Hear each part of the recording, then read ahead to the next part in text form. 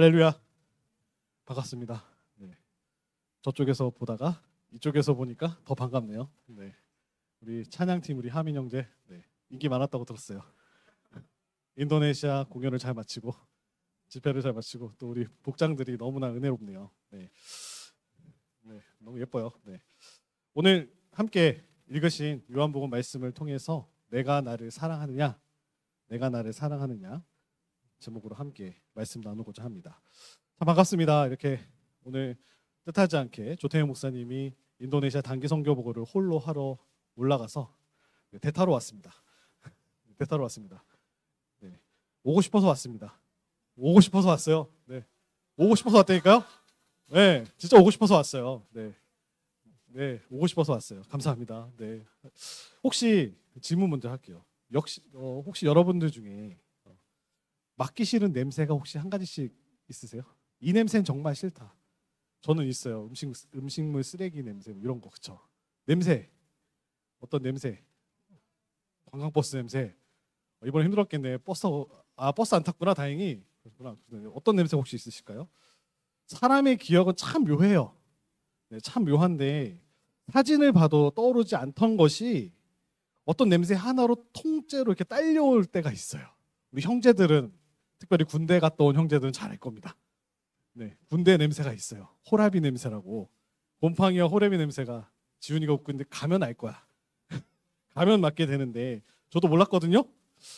군대에 있을 때 위문 공연을 교회에서 오셨어요. 이렇게 오셔가지고 공연을 하시는데 저희 교육관에 그 방들이 있는데 군종들이 쓰는 방을 이렇게 옷을 갈아입으셔야 되니까 탈의하시는 장소로 우리 권사님들하고 청년들이 이렇게 쓰실 수 있게 해드렸거든요.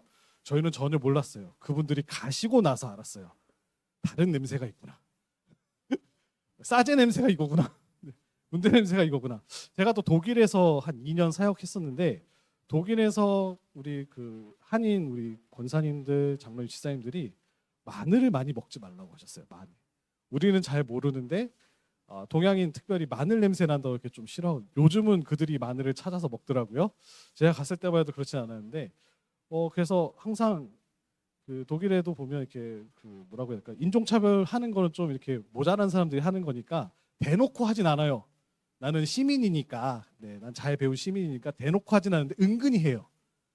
지하철에 앉아 있으면 옆으로 절대 오지 않아요. 딴 데 앉아, 딴 데 앉아 있고 그리고 이렇게 은근히 이렇게 내려가는 거 있잖아요. 요즘은 그렇지 않아요. 우리 BTS도 있고, 우리 지금 드라마들도 있고 전 세계를 장악하고 있어서 인도네시아 현지에서도 느꼈겠지만 한국인에 대한 인기가 하민이만 상당했다고 들었어요.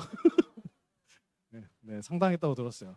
이렇게 다른데요. 특별히 또 기억에 나는 냄새가 있다면 치과 냄새 그죠? 치과 가면 그 소독약 냄새 맡으면 치아를 치료받지 않았지만 이미 내가 아팠던 기억이 막 스물스물 올라와서 자연스럽게 막 몸 위축되죠. 이렇게 딱 쫄아듭니다. 그렇죠.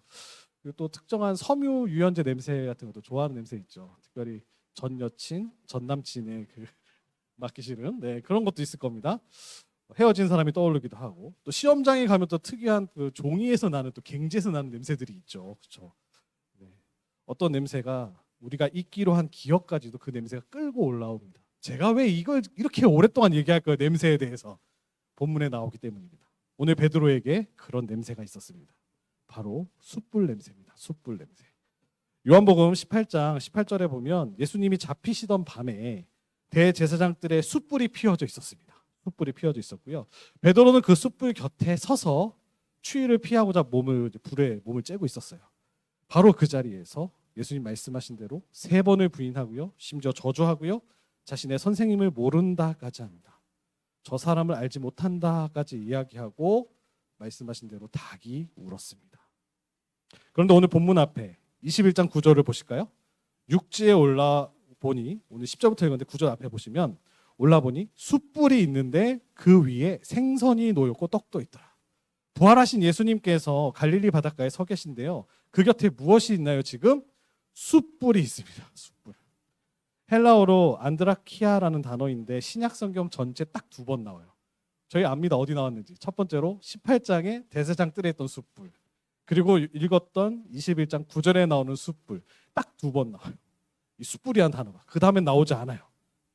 한 번은 베드로가 주님을 부인했던 그 뜰에서 나오고요. 또 한 번은 부활하신 예수님이 아침 식사를 차려놓고 기다리시는 이 바닷가에 숯불이 나오고 있어요. 우연일까요? 아닐 겁니다. 우연이 결코 아닐 겁니다. 그 냄새 앞으로 베드로를 데리고 오십니다. 베드로가 무엇이 떠오를까요? 예수님을 배신했던 그 밤, 그 냄새가 확 떠오르는 거죠. 오늘 본문은 바로 그 숯불 앞에서 시작하고 있습니다. 아침을 다 먹고 난 뒤에 주님이 입을 여십니다. 주님 감사해요. 무조건 혼내지 않으세요. 일단 먹이고 혼내세요. 먹이고 혼내시는데 오늘 이 장면에서 세 가지를 함께 다루고자 합니다. 첫 번째로는 주님은 우리가 실패한 그 자리로 다시 찾아오신다는 것과, 두 번째로는 주님이 우리에게 물으시는 것은 성과가 아니라 사랑이라는 것과, 마지막으로 회복된 사람에게는 남의 인생이 아니라 자신의 길이 주어진다는 것을 좀 구체적으로 나눠보고자 합니다. 첫 번째로 잘 보시면 주님은 우리가 실패한 바로 그 자리로 찾아오십니다. 먼저 베드로가 지금 어디에 있는지 봐야 되죠. 오늘 읽었던 본문 3절에 보시면, 일자 앞에 나온 본문 21장 3절에 보시면 베드로 이렇게 이야기합니다. 나는 물고기 잡으러 가노라. 짧은 한 문장이지만 무게가 있죠. 그는 부르심을 받기 이전의 자리로 돌아가 있습니다. 예수님이 그를 제자로 부르셨던 마태복음 4장에서 부르셨던 그 자리로 돌아갔습니다. 어부였던 시절, 배와 그물이 전부였던 그 자리로 베드로는 돌아갔습니다. 왜 돌아갔을까요? 실패했기 때문에 그렇죠. 실패한 사람이 가장 먼저 하는 일이 뭘까요? 돌아갑니다. 원래 자리로 돌아가는 것. 나는 여기까지인 것 같아. 나는 여기까지인 사람인 것 같아. 애초에 그런 부르심 나에게 과분했다고. 내가 어떻게 예수님의 제자가 될 수 있었겠어. 스스로를 정리해버리고요.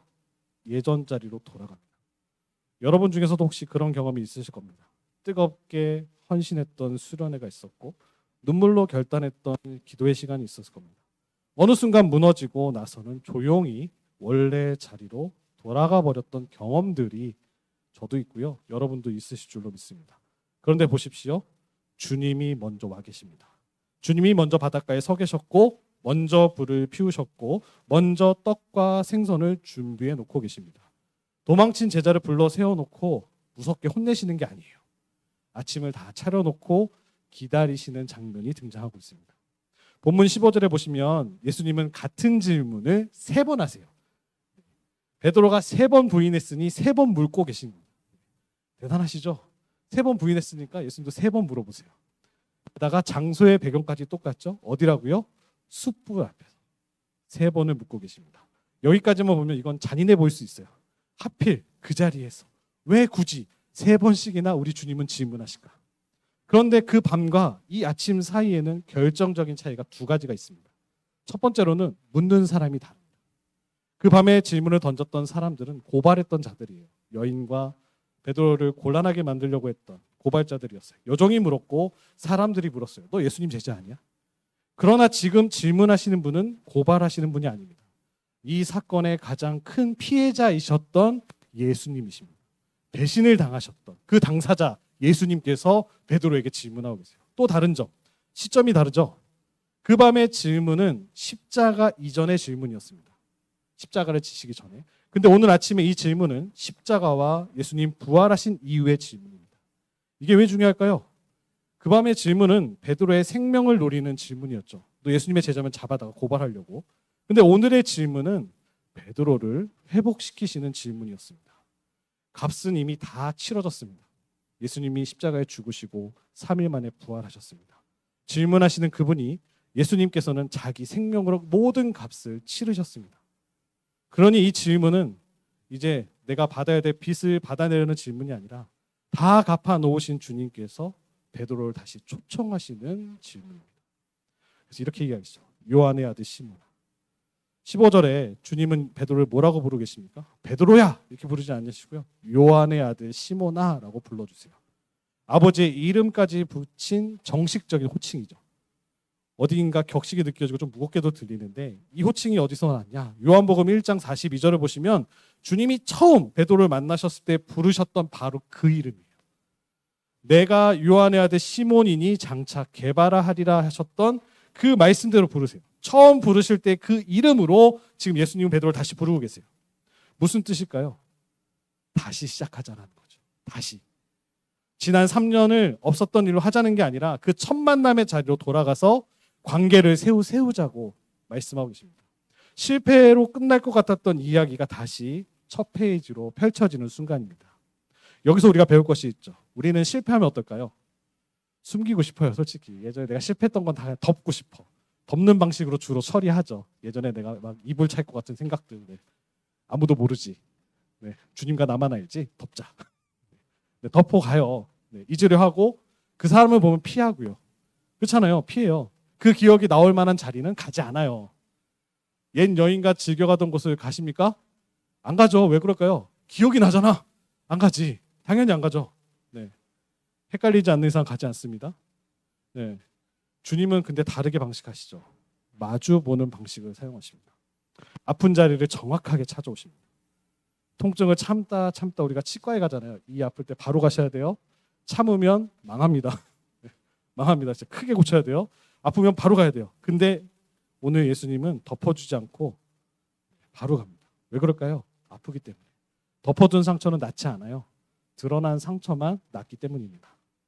오늘 사랑하는 우리 청년들 마음속에 덮어둔 숯불이 혹시 있으십니까? 아무에게도 말하지 못한 실패.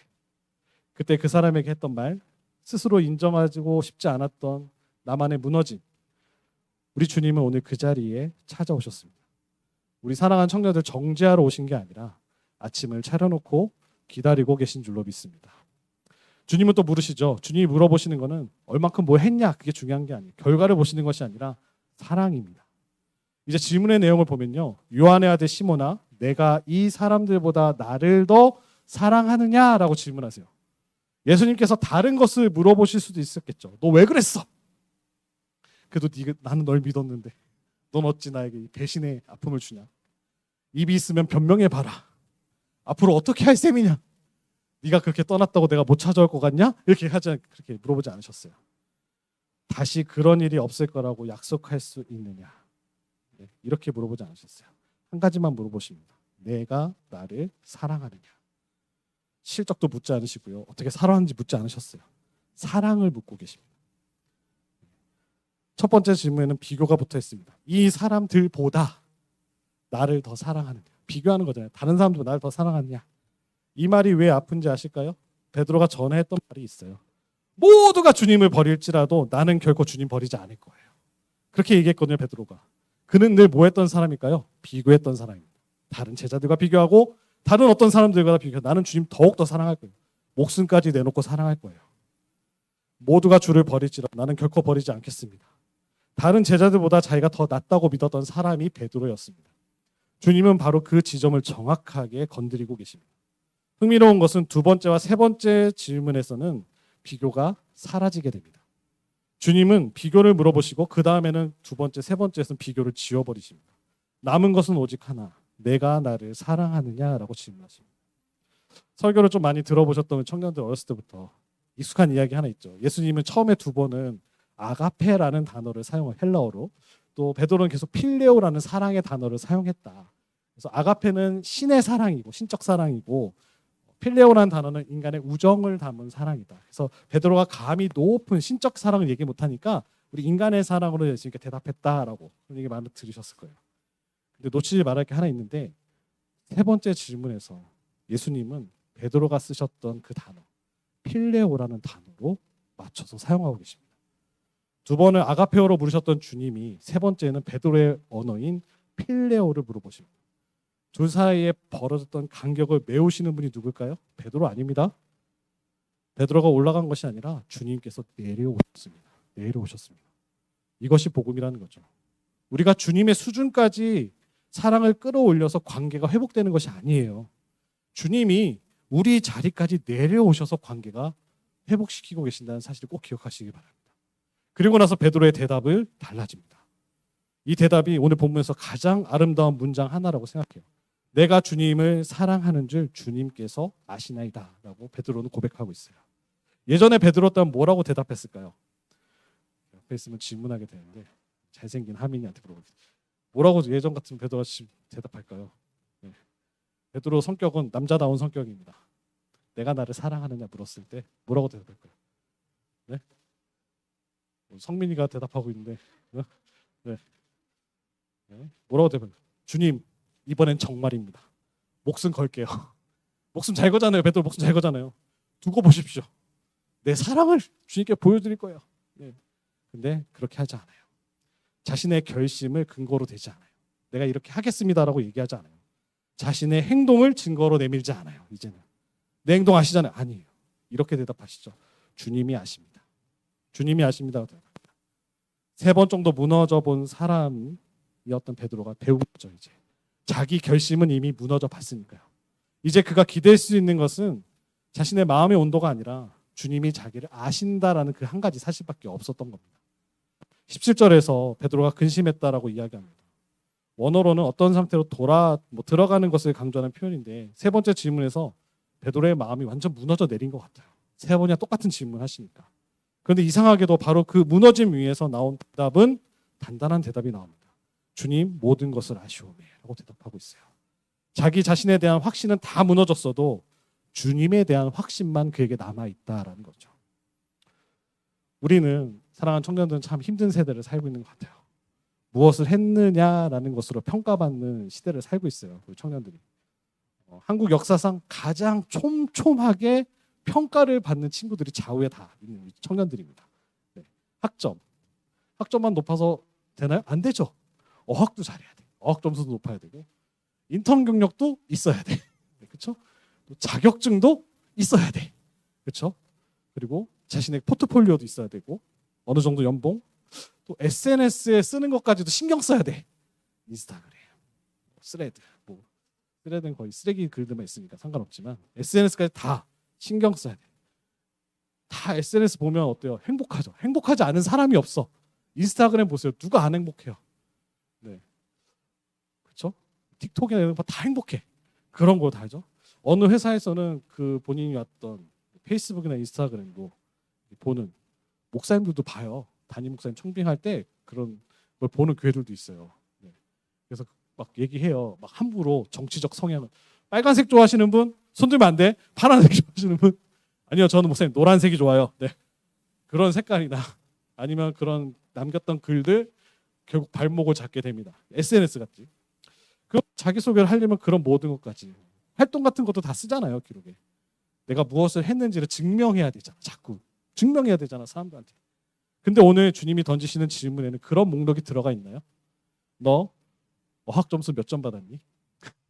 영어 점수 몇 점? 토플이 몇 점이고 토익이 몇 점이고 네, 물어보지 않습니다. 뭐 중국 급수가 몇 급이니 일본어 몇 급 그런 거 묻지 않습니다. 묻지 않아요. 내가 나를 사랑하느냐 한마디로 끝났습니다. 이 질문 앞에서는 아무도 이룬 것이 없는 사람도 대답할 수 있고요. 모든 것을 다 이룬 사람도 할 말이 없을 수 있습니다. 질문의 종류 자체가 다르기 때문이죠. 사랑을 물으셨고 그래서 감정으로 끝내자라는 얘기가 아니라 3번째 대답마저도 즉시 명령을 따라붙습니다. 사랑한다 고백할 때마다 예수님 뭐라고 베드로에게 이야기하시나요? 내 양을 먹이라, 내 양을 치라, 내 양을 먹이라. 등 두드려 주시는 것이 아니라 힘들었지 우쭈쭈 하는 게 아니라 사명을 주십니다. 사랑은 반드시 행동의 옷을 입게 된다는 것을 가르쳐 주십니다. 그래서 회복된 사람에게는 자기 목의 길을 주어주고 계신다는 사실을 보게 되죠. 이 본문의 가장 놀라운 것은 용서가 전달되는 방식인데 예수님은 그래 이제 됐다 지난 일을 잊자 하고 끝나는 게 아니에요. 다시 이렇게 말씀하시죠. 내 양을 먹이라. 전 이게 진짜 무서운 것 같아요. 끝난 게 아니야. 다시 시작이에요. 내 양을 먹이라. 생각해 보세요. 무엇을 망가뜨린 사람에게서 우리는 보통 다시 그 일을 맡기지 않아요. 실패한 사람에게 다시 그 일을 맡기지 않아요. 근데 주님은 정반대로 일하고 계세요. 3번이나 부인했던 베드로에게 공개적으로 무너졌던 그에게 교회를 다시 맡기고 계세요. 이것이 성경이 말하는 용서의 방식입니다. 용서는 없던 일로 하는 것이 아니라 다시 맡기는 게 용서입니다. 오해하지 말아야 할 것이 있는데 이 사명은 용서를 얻어내기 위한 것이 아니라 용서는 처음부터 끝까지 은혜임을 말씀하고 계십니다. 이 일이 이미 용서받았다라는 안도와 기쁨에서 흘러오는 자연스럽게 흘러온다는 것이죠. 주님은 계속해서 말씀하시죠. 내 어린 양, 내 양. 그 양은 누구의 겁니까? 주님의 겁니다. 베드로의 것도 아닙니다. 요한복음 10장에서 예수님을 자신을 선한 목자라고 말씀하세요. 나는 선한 목자다라고 얘기하세요. 그러니까 베드로는 목자가 되는 것이 아니라 부목자가 되는 것이죠. 주인의 양을 대신 돌보는 사람이 되라고 명령하고 계십니다. 이것이 오늘 우리에게도 그대로 해당됩니다. 우리가 섬기는 청년부, 교육부서, 우리가 인도하는 소그룹 모임, 또 우리가 돌봐야 하는 학교 후배나 친구들, 심지어 우리가 이룰 가정까지도 우리의 소유가 아니라 우리에게 맡겨주신 거란 사실을 꼭 기억하시기 바랍니다. 18절은 우리 청년 여러분에게 좀 아프게 들릴 수 있겠어요. 18절을 보시면 내가 젊어서는 스스로 띠띠고 원하는 곳으로 다녔거니와 늙어서는 내 팔을 벌리리니 남이 내게 띠띠우고 원하지 아니하는 곳으로 데려가리라. 젊음의 특징이 뭔가요? 우리 청년들 20, 30대 할 수 있는 게 뭐예요? 한 번씩 그것도 나가보셨으면 좋겠어요. 워킹도 한번 나가보시고 세계는 넓습니다. 다양하게 가보십시오. 저도 29대 처음으로 독일 가봤는데 신기하더라고요. 왜 이렇게 늦게 나왔을까? 뭐라도 한번 나가보세요. 빚을 내더라도 한번 나가보세요. 나가보세요. 시간을 내서 돈이 없어서 못 나가죠. 그렇죠? 나가보세요. 저는 돈이 있어서 나가지 않았어요. 교육전도사로 나갔거든요. 교육전 나갔는데 당시 저희 아버지 굉장히 아프셨고 간암 말기셨기 때문에 지금 살아 계셔요. 돌아가시 막 직전이어서 뭐 간성 혼수 오셔가지고 막 근데 그 가운데 저를 독일로 보내시더라고요. 프랑크푸르트에서 2년 동안 사역을 했는데 제가 돈이 많아서 간 게 아니에요. 이민 가방 하나에다가 딱 그때 600유로 들고 왔어요.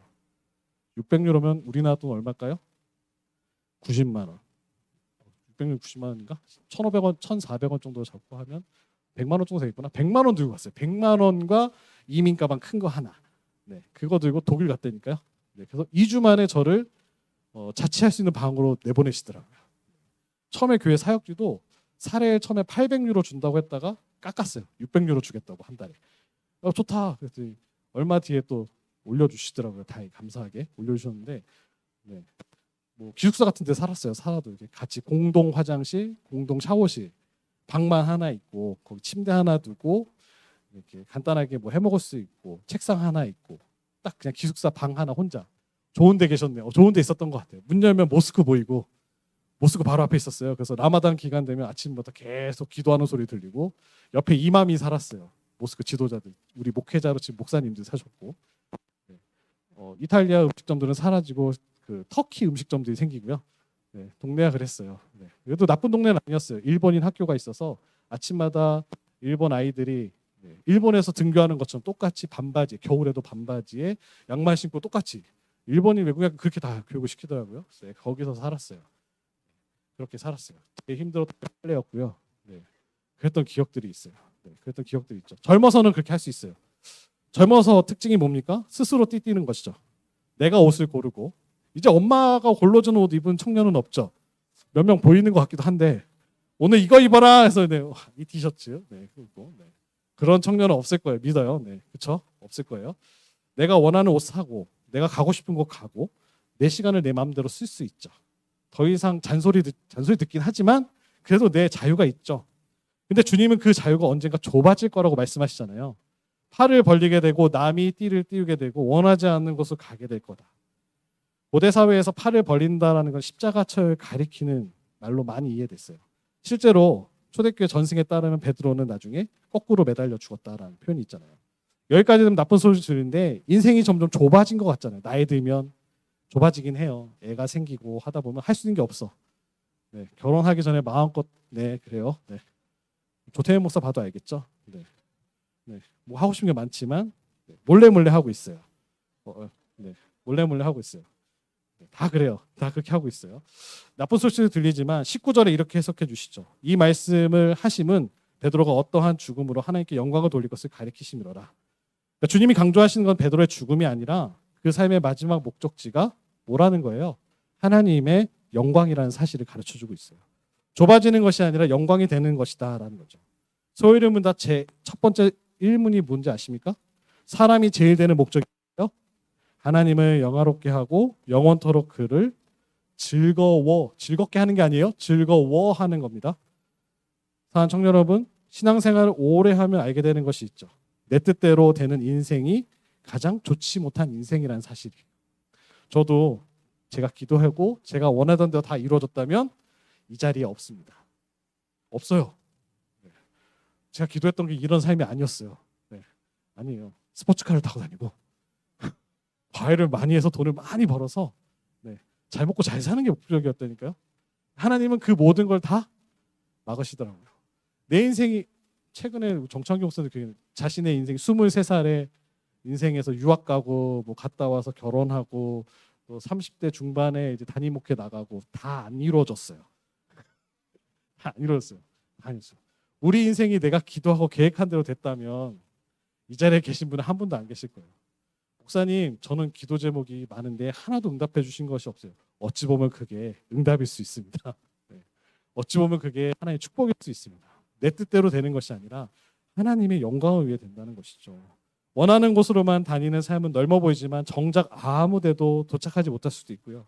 주님이 이끄시는 길은 좁아 보이지만 반드시 어떻게 될까요? 하나님의 영광에 도착하게 된다는 사실을 가르쳐 주십니다.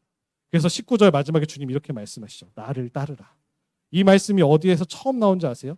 요한복음 1장 43절에 보시면 공생의 사역을 시작하시면서 제자들에게 하시던 가장 첫 한마디였어요. 나를 따르라. 네. 지금 요한복음 마지막 장에서도 같은 명령이 반복되고 있잖아요. 처음과 끝이 같은 말로 묶여 있다는 거예요. 나를 따르라. 무슨 뜻입니까? 회복이란 완전히 새로운 프로그램으로 시작하는 것이 아니라 처음 그 부르심으로 돌아가라고 말씀하는 겁니다. 여러분, 사랑하는 청년 여러분, 실패했다면 여러분에게 필요한 것은 더 대단한 각오가 아니에요. 더 대단한 결심이 아니에요. 처음 주님 만났을 때 그 자리로 돌아가는 것이 정답인 줄로 믿습니다. 마지막 장면입니다. 20절 보실까요? 베드로가 돌이켜 사랑하시는 그 제자 곧 요한이 따라오는 것을 보게 됩니다. 21절에 묻습니다. 주님, 이 사람은 어떻게 되겠사옵나이까? 이렇게 질문하죠. 얼마나 인간적입니까? 방금 베드로는 예수님께 용서를 받았어요. 근데 사명을 또 받게 됩니다. 내 양을 먹이라 치라 먹이라 말씀하셨잖아요. 방금 자기 인생의 마지막까지도 들었어요. 나의 영광을 위해 십자가 질 거다. 몇 초가 지나지 않았는데 고개를 돌려 누구를 봅니까? 옆 사람을 보게 된다는 거죠. 저 사람은요? 저 사람도 저처럼 나처럼 됩니까? 저 사람은 좀 더 편하게 가는 거 아닙니까? 우리가 딱 이렇지 않습니까? 하나님이 나에게 하신 일을 감격하다가도 고개를 돌려서 옆 사람의 인생을 보는 순간 그 감격이 순식간에 식어져 버리게 됩니다. 주님의 대답은 단호하시죠. 내가 올 때까지 그를 머물게 하고자 할지라도 내게 무슨 상관이냐? 너는 나를 따르라. 헬라어 본문에서는 굳이 마지막 문장에 필요하지 않은 대명사 하나를 붙이는데요. 너는. 문법적으로 없어도 되는데 일부러 넣으셨다는 거죠. 다른 사람 말고 너는. 요한복음에 기록된 예수님의 마지막 말씀입니다. 전체가 한마디로 끝나죠. 너는 나를 따르라. 너는 나를 따르라. 이 대목이 오늘 우리에게 가장 필요한 말씀이라고 말씀입니다. 우리가 비교하지 않을 수 없는 환경 속에 살고 있죠. 비교할 수밖에 없어요. 손가락 한 번만 움직이면 내 동기의 합격 소식, 또 친구들의 결혼식 사진, 또 내 동기 중에 얘는 방학 때 어디 해외에 갔네? 우리 하민이는 선교 갔다 왔는데, 그렇죠? 누군가의 성취, 시험 합격했다고 또 대문짝만하게 자랑하잖아요, 애들. 끝없이 흘러갑니다. 심지어 신앙마저도 비교하게 되죠. 저 사람은 왜 저렇게 은혜를 받나? 저 사람은 왜 저렇게 확신이 있을까? 나는 왜 이 모양인가? 그런데 하나님의 부르심에는 결코 실수가 없습니다. 신실한 그리스도인들끼리도 서로 부러워하는 그 자리를 바꿨으면 하는 그 때가 있죠. 그러나 주님은 그 시선을 끊어버리십니다. 그의 길은 그에게 주신 길이고 너의 길은 너에게 주신 길이다 라고 말씀하시죠. 베드로는 순교로 하나님께 영광을 돌리고요. 나중에 요한은 순교하진 않아요. 오래 살아남아서 계시록도 쓰고요. 고생 많이 합니다. 그런 기록을 통하여서 하나님께 영광을 돌리게 됩니다. 둘 중 무엇이 더 훌륭한 인생일까요? 베드로가 훌륭한 인생일까요? 요한이 훌륭한 인생일까요? 그 질문 자체가 틀렸다라는 거죠. 본문의 대답입니다. 에베소 4장은 이렇게 이야기합니다. 우리 각 사람에게 그리스도의 선물의 분량대로 은혜를 주셨고 그럼에도 몸이 하나요 성령도 하나요 주도 한 분이시라고. 분량은 모두 다르지만 주인은 같다라고 이야기합니다. 말씀을 정리해 보겠습니다. 오늘 우리는 숯불 앞에 앉아있는 한 청년을 보았습니다. 자기 인생 최악의 실패를 저질렀던 그래서 옛날 자리로 돌아가 버린 베드로. 주님은 그 사람에게 찾아오셔서 아침을 차려주시고 무엇을 했는지 묻지 아니하시고 사랑을 물으시고 용서의 증거로 사명을 맡기시고 마지막에는 옆을 보지 말고 나를 보라고 말씀하고 계십니다. 이번 한 주 동안 세 가지를 꼭 기억하셨으면 좋겠습니다. 첫 번째, 덮어두었던 숯불 하나를 오늘 주님 앞에 꺼내놓으시는 우리 청년들 되었으면 좋겠습니다. 아무도 모르는 실패, 지금까지 기도 제목으로도 올려보지 못했던 그 일. 오늘 예배가 끝나기 전에 한 문장으로 주님께 아뢰보시기 바랍니다. 주님, 그 일이 아직 제 안에 있습니다. 주님은 그 자리로 찾아오시는 분인 줄로 믿습니다. 두 번째로, 내가 나를 사랑하느냐라는 질문에 내 결심 말고 주님의 아심으로 대답하시는 우리 청년들 되기를 축복합니다. 우리는 또 넘어질 거예요. 예배당을 나서는 순간, 나서는 순간, 집에 들어서는 순간 넘어질 겁니다. 그때 이제 다시는 내가 하지 않겠다 결심하는 대신에 베드로처럼 이렇게 고백해 보세요. 주님, 제가 주님을 사랑하는 줄 주님이 아십니다. 우리의 근거는 우리 마음의 온도가 아니라 주님의 아심이 되어야 될 줄로 믿습니다. 마지막으로 비교 목록 하나를 내려놓으시기 바랍니다. 그리고 나에게 맡기신 한 사람을 먹이시는 우리 청년들 되었으면 좋겠습니다. SNS 열어봤자 시간만 흐르고요. 비교해봤자 우리 마음이 어두워지는 그런 계정들이 있다면 닫아버리십시오. 요즘 예배 잘 안 나오는 친구가 있다면, 힘들다고 했던 후배가 있다면, 내 사랑하는 동역자가 있다면 한번 먼저 연락해 보십시오. 내 양을 먹이라는 명령은 거창한 사역이 아니에요. 나가서 뭐 전도할 이런 내용이 아니에요. 내 눈앞에 한 사람에게서부터 시작되는 줄로 믿습니다. 우리 그룹원 중에 우리 청년부 안에서 사랑하는 친구 가운데 그부터 시작하십시오. 베드로는 끝까지 완벽하지 않았던 사람입니다. 완벽한 사람이 되지 못했습니다. 사도행전 보세요. 베드로 계속 실수해요. 여전히 실수하고 여전히 흔들려요. 그러나 그는 목자가 되었습니다. 주님을 사랑했고 주님의 양떼를 돌보았습니다. 누구도 그 이상을 요구할 수 없었고요. 주님은 결코 그 이하도 요구하지 않으셨습니다. 오늘 이 자리에 계신 우리 청년, 사랑하는 청년 한 사람 한 사람에게 주님이 묻고 계십니다. 내가 나를 사랑하느냐? 또 이렇게 말씀하시죠. 너는 나를 따르라. 이 두 마디만 붙들고 한 주간 승리하시는 사랑하는 우리 모든 청년들 되시기를 주님의 이름으로 축복합니다.